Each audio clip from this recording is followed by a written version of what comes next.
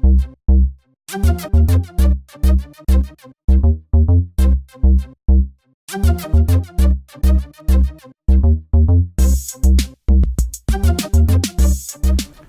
my name is Kelly Lewis and I'm President and CEO of TechQuest Pennsylvania. Welcome to TechQuest TV. We are Pennsylvania's technology TV station where we're having fun showing Pennsylvanians all about the cool companies, the cool technologies that are brewed here in Pennsylvania.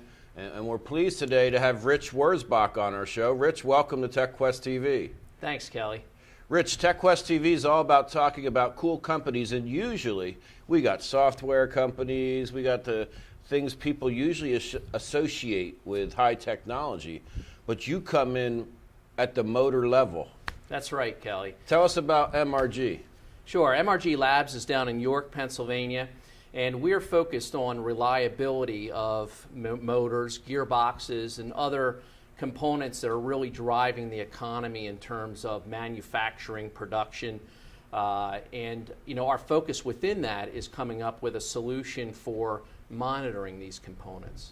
So motors have been around for 3,000 years, but the cool ones have been around for 100 years or so. Sure. And now you'd think that everyone's figured all this stuff out. And you come up with the grease thief. Tell us about that. Yeah, well, the grease thief really is addressing a part of the diagnostic toolbox that has been overlooked for years.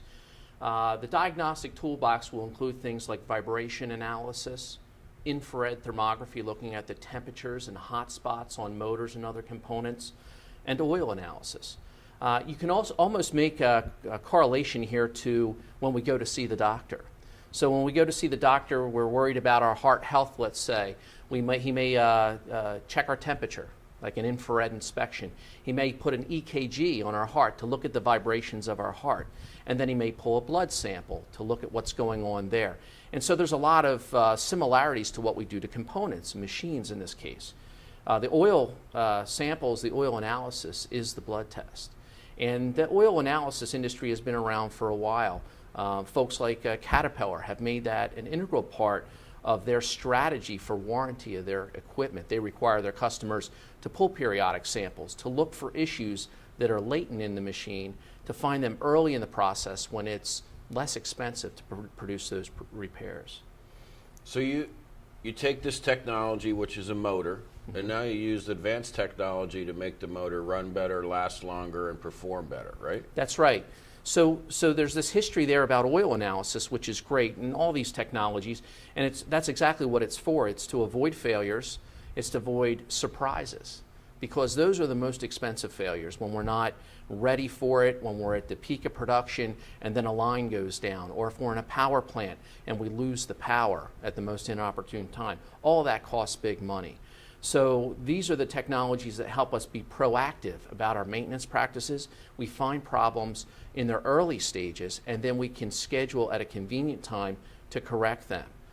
Now, the grease is one area that's been neglected in this historically, and there's a couple reasons for that. One is oil. You could just open a valve somewhere, let the oil drain out, get a sample, and analyze it. Pretty straightforward.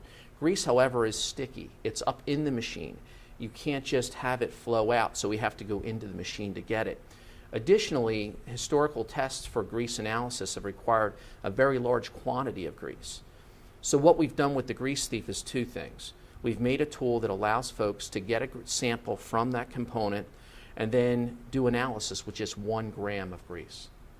So you got some cool things here, and they look like little Lego toys or something, but tell us a little bit about the grease thief and how it works. Sure. I don't know if everybody brings toys to your videos Not often, Rich. But hey, so, we're up. Anything can happen on TechQuest. There TV. you go. Well, here's the first thing, Kelly. This is the grease thief. This is the basic grease thief. Kind of looks like a syringe. It has a piston inside. It has the body. It has a clear plastic body and a handle. That's where we're going to get the grease sample. There's a cousin to that basic design that also has this stinger probe on the front of it. And what that allows us to do, if we have a machine where there is an enclosed space, we can send this down inside of that machine until we contact the gear or the bearing, and then we can pull that grease from that last 1 inch that's going to be representative of the condition of that component and the grease that's doing the lubrication.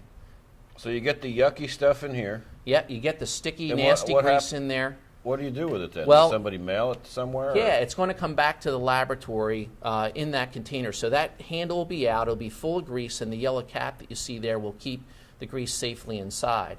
And then we'll just have a kit that the folks can use to protect that, put it in a mailer, send it back to the laboratory for analysis. When we get it back in the lab, now we add something here, and this is one of our pending patents that we're working on with the design of the grease thief. This we call the extrusion die. And there's a lot of analogies into plastics manufacturing and so forth. Squeezing grease is not unlike injection of plastics for manufacturing. But what we do is we take the grease that's in there and we squeeze that out through this die. There's some back pressure that's built up, and we use a load cell to measure the amount of back pressure. That load profile will be unique to that grease sample. We can compare that to new grease, and we can say this sample has hardened in service or softened in service. And that's a really important property to monitor with respect to greases.